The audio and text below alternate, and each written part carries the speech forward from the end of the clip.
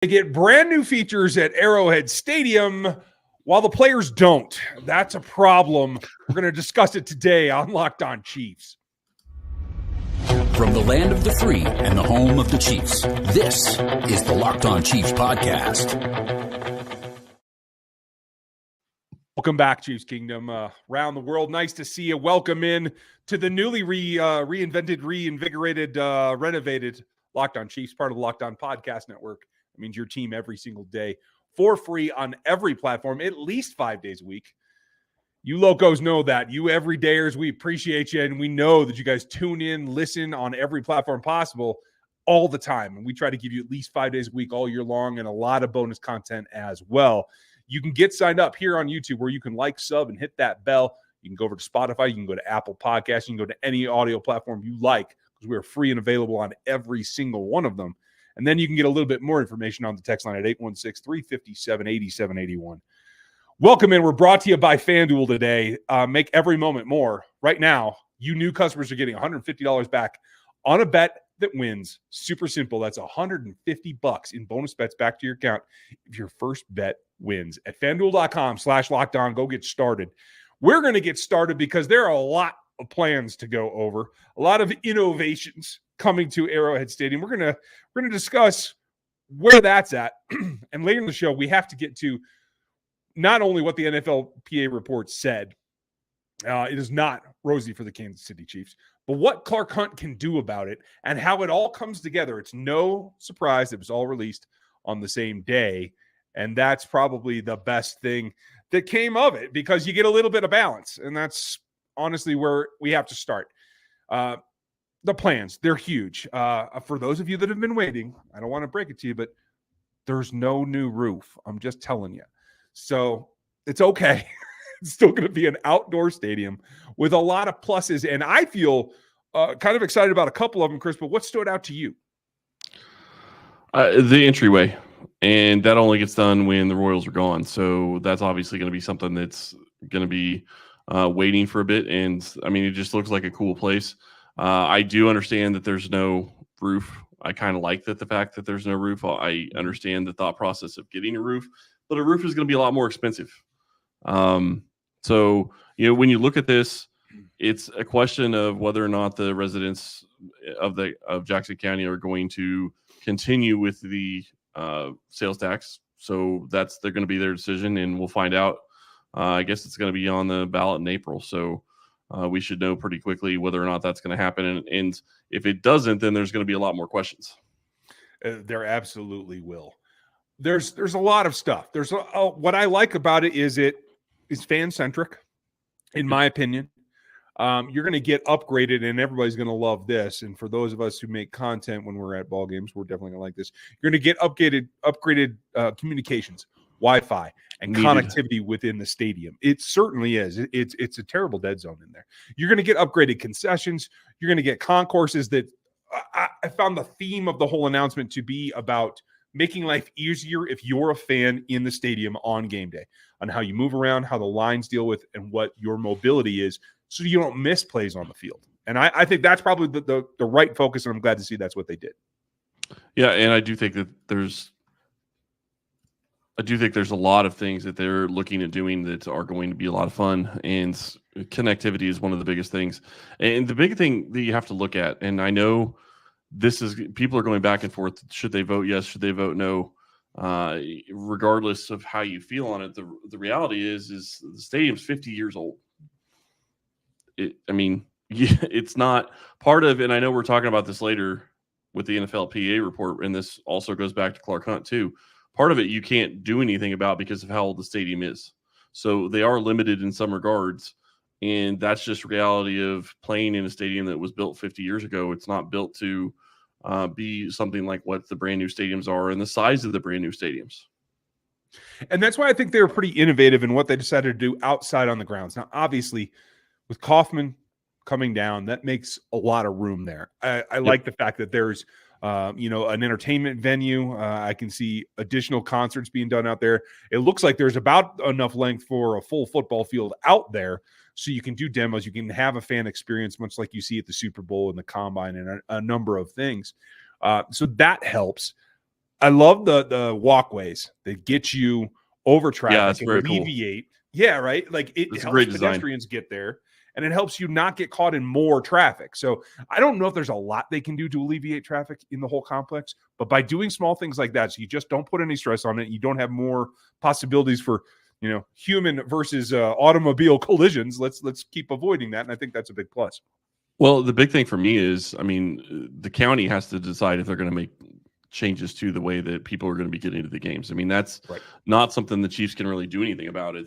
They have the location, they rent the facility from Jackson County. The county owns it, and they're going to have to decide, are they going to up the traffic, the way that traffic can get there? I mean, I saw people talking about maybe getting trains that drive or they go directly to the stadium. Which that would change the traffic flow as well. If people were willing to take trains and they could get to wherever they wanted to go quicker that way, maybe that relieves a little bit of congestion. But there's only so much the Chiefs can do, and I do think that's going to be an interesting part of this is how that's going to play out because, like I said, the facility's 50 years old, and yes, you can do a lot, but you can only do so much. Yeah. I'm looking for a straight line from Arrowhead to Olathe. Can I get that? You think could that? Oh, maybe not. When I take a big look at it, I think the thing that I'm most excited about is the new end zone experience. And from just the conceptual drawings, and as somebody who's played around with some of those 3D, CGI computer generated images, it looks very familiar to some of the graphics that I've seen. But it looks like that's where you're going to find me in the future. It's a suite-like atmosphere. It's taking away some of those seats so that you're right up against the wall in the end zone.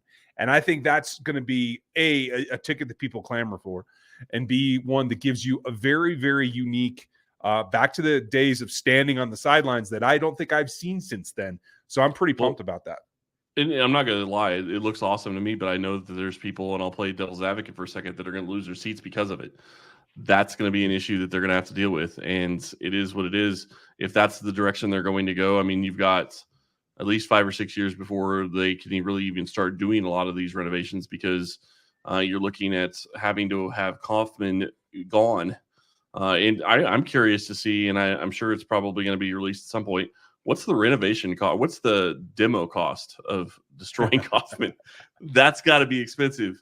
But it's great to see that they have plans for it and they want to stay there. That's what they want to do. Clark has said he wants to have an open roof. He wants to have it. He feels like it's a great atmosphere for football weather, and to play football in. And then you look at Arrowhead just in general, having the loudest fans in the country. That changes if they move stadiums. That also changes if they get a roof. So lots of different things could change. I like this, that they're leaving the iconic parts of Arrowhead, but adding some new flashes. Yeah, I like the turnstiles myself. It's not all roses, though. The NFLPA report says, hey, there's great things at Arrowhead, but the team's not necessarily happy. And most importantly, there's one facility that the Chiefs haven't updated, and that's the players' locker room. How do you fix that? Coming up next on the Locked On Podcast Network.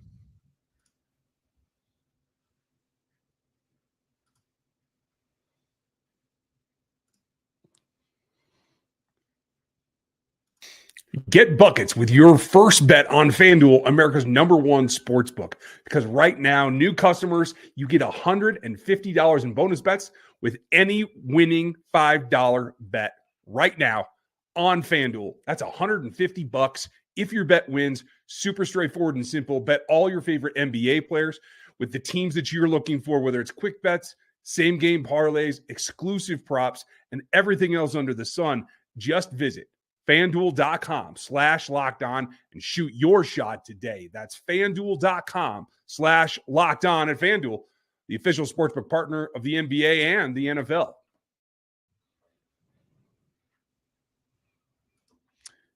Timing makes a difference. And if timing's a problem for you, we got you covered because 24/7, you can get the Locked On Sports today in this feed here on the YouTube platform all the time on everything that you're looking for. Make sure you like, sub, and hit that bell. Get over there. And if you're looking for us, you can find more information on Chris's rundown on the cap, on the quarterbacks at Chiefs Corner. You can find me over at NFL33.com, where I'm putting out some combine things, some draft things here as we get cooking. The Athletic Matrix is coming at rogueapc.com, as well as all of our breakdowns over at RGR Football. So check all of that out.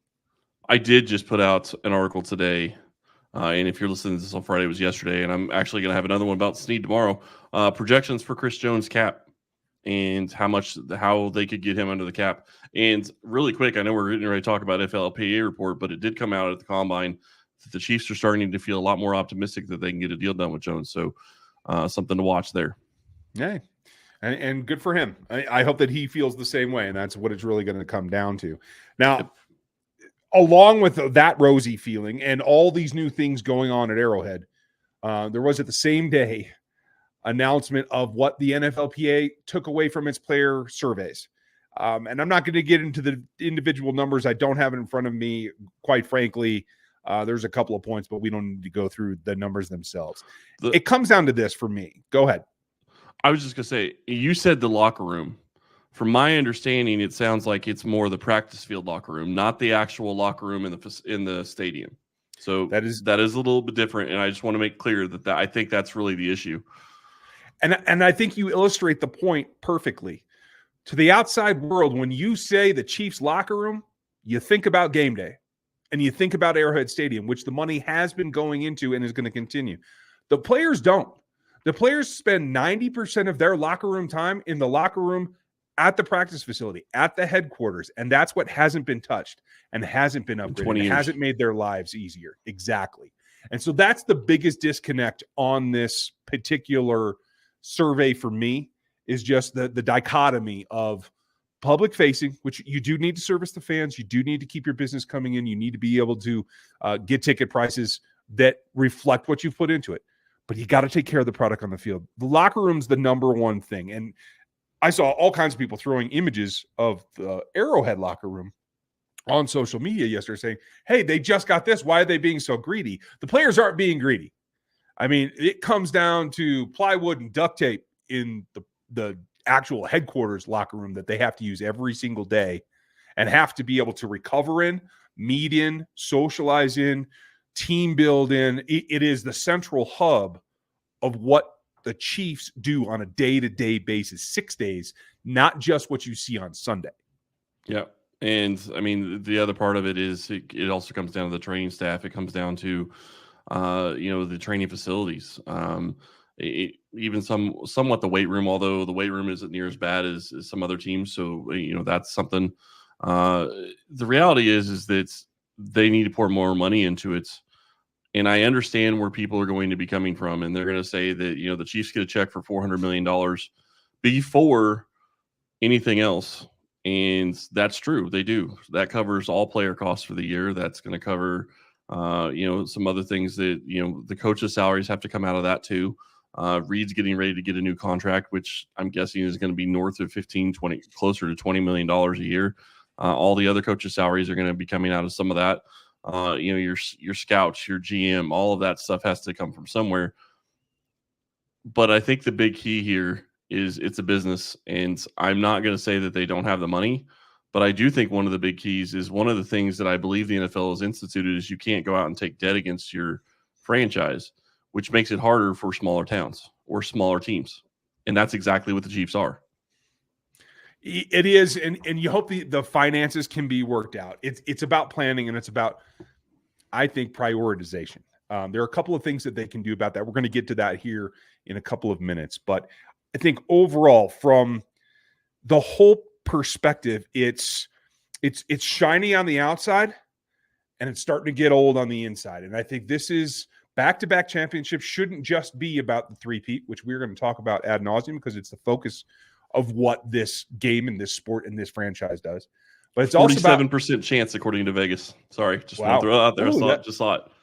It's actually more generous than I expected. But it's also about taking that success and all the marketing dollars that you're getting and all the jersey sales and everything else and putting it back in. This is about reinvestment, whether you're in real estate or you're in software development or you're in football. It's about reinvesting in yourself from the inside out. Now that you've had some, quite honestly, spectacular success. Yeah.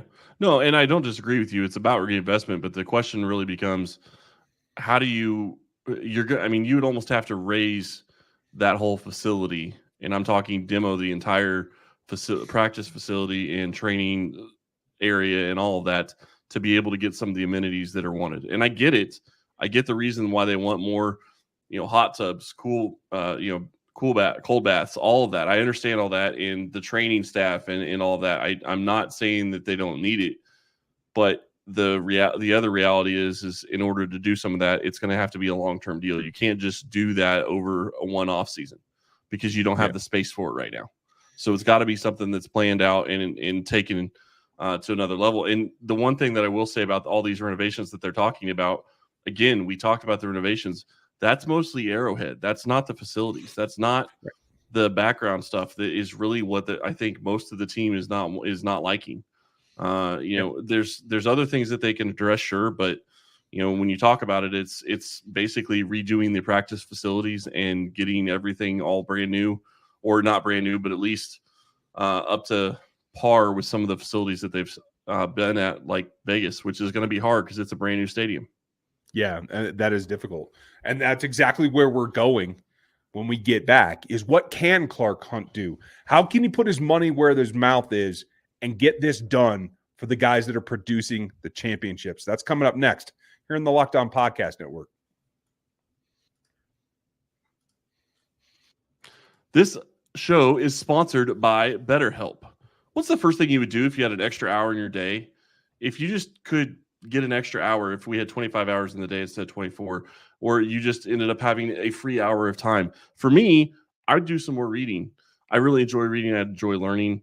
It's one of the things I really enjoy doing in my free time. Don't get a lot of that right now, but it's one of those things that I just really enjoy. So for me, it's reading. It's learning more about different things that I like. Statistics is one of them, and that's something that I'm actually reading about right now. A lot of us spend our lives wishing we had more time. The question is, time for what? If time was unlimited, how would you use it? Therapy can help you find what matters to you so you can do more of it. If you're thinking about starting therapy, give BetterHelp a try. It's entirely online, designed to be convenient, flexible, and suited to your schedule. Just fill out a brief questionnaire to get matched with a licensed therapist and switch therapists anytime for no additional charge. Learn to make time for what makes you happy with BetterHelp. Visit BetterHelp.com/lockedon today to get 10% off your first month. That's BetterHelp.com/lockedon. BetterHelp, HELP.com/lockedon.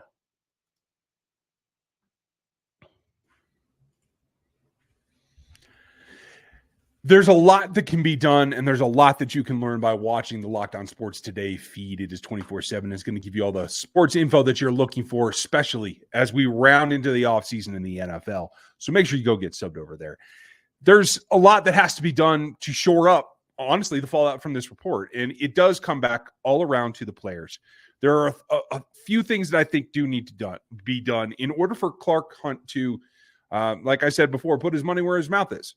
He's leading the charge for the NFL to expand worldwide. Well, you got to take care of stuff at home, and that starts with your players. And so I do think there has to be a plan in reaction to this to address the locker room needs of your players on a day-to-day basis and start there. That would be priority number one for me in terms of like physical allocations. What do you think? No, I think like I said in the last segment, I think that this is something that's going to be a longer term plan than a lot of people are going to care for. But the reality is they're going to need to expand the facilities. To me, you have to invest in, maybe you do some of the smaller stuff first. Nutrition is one of the things that they said that wasn't very good at Arrowhead when it comes to the players. You can fix that in one. I think that you can adjust and you can fix that. It's part of the nutritionist you have on staff. It's also going to be partially, obviously, on the equipment you have. But I think that's one thing you could probably do in an off season and at least get that upgraded.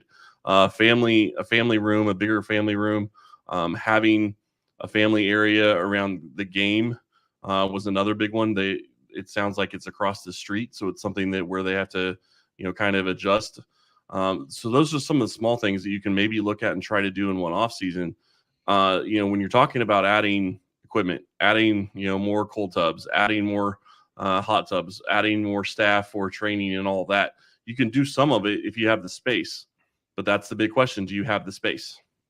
Well, and that brings me, you nailed one of mine. I like the dietitian idea.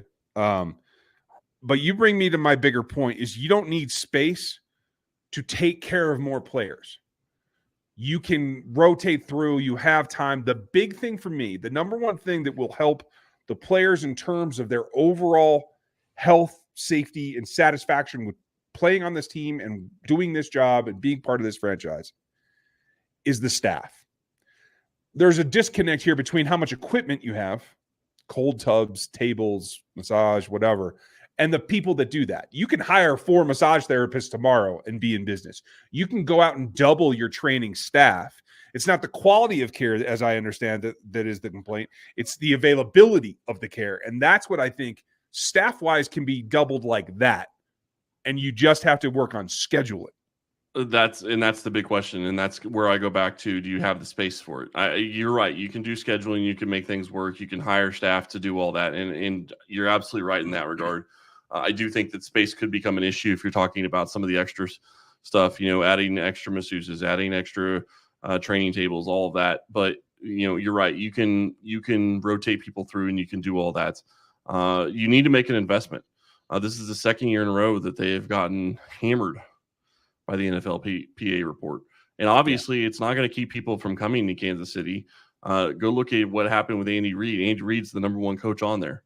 They want to play for Reid. They want to be in Kansas City. So you have to address some of these things, though. And, looking at it 2 years in a row, and I would say that if it doesn't get done, it's going to be a 3rd year in a row when you're going for a 3rd Super Bowl in a row. I mean, you're going to have a hard time getting there doing what they've done. And I go back to what I said in the last segment as well. They are a small market. They are going to be challenged when it comes to money, and you're going to have to figure out the financing of it. And yeah, I know Hunt is worth a lot of money, but there's a difference between his personal wealth and the wealth the team brings in. That's reality for NFL owners. It's not just about, I mean, they're not going to just dump money into a franchise and not expect a return. So that's part of it. Well, and that's my theory is you've gotten the return. And now you're able to put it back into the stadium because you've had all of this success. You have to bring it back to the players as well. I would just say, if I had one recommendation, I would say I would like to see the staff expand to the point where you have a trainer for every single individual position group that are dedicated to those guys that have a one-on-one basis. Everything that I've ever heard from a player in this franchise going back, honestly, to like the early 2000s has been that the people are good and the resources are lacking. And so I think that can be changed if you get one-on-one attention. And it's crazy because if you look at the Chiefs' success at keeping people healthy and being able to have their roster stay healthy for the most part, don't get me wrong, there's injuries every year, but they're not dealing with some of the injuries that some of these other teams are dealing with. And yet it sounds like it's because, it's not because they don't have, or I don't know how to say that, but it seems like it's interesting to me because there's a difference between the lack of injury issues that they seem to have. And then you look at a team like the Chargers that can't seem to stay healthy. And yet the resources are way different. The staff is way different, and one can stay healthy and one can't. So it seems like if you could add the staff, you could add the people to help. Imagine how healthy this roster could be going forward. Yeah, absolutely. And I think you can get some help. Athletic Trainers of America, show up at Arrowhead. I think they could use some help. Folks, we're going to continue down this path. The combine has begun. We're going to break it all down for you. I'm going to have all the athletic matrix numbers, as I do every year, at rogueapc.com. I'll start giving you some minor calculations. We'll throw you the difference between what a RAS score is and what a matrix score is. There's going to be a lot of discussion next week about who's there, who up their stock, who put themselves on the Chiefs' radar or solidified their position. So join us then. Be prepared. We would like you to like, sub, and hit the bell here on YouTube, and make sure that you're subscribed over on Spotify or Apple or another audio platform, because we give you content 5 days a week all year long, and a lot of extra as well. You everydayers, we appreciate you, and you know this already. If you want to be an everydayer and be a loco, go get subbed multiple platforms is great. And hit that text line at 816-357-87-1. We appreciate you, and we hope that you enjoyed this first week. The Combine's off and running. We will have content, and we'll be getting ready for the next wave of Kansas City Chiefs. Thanks for being with us.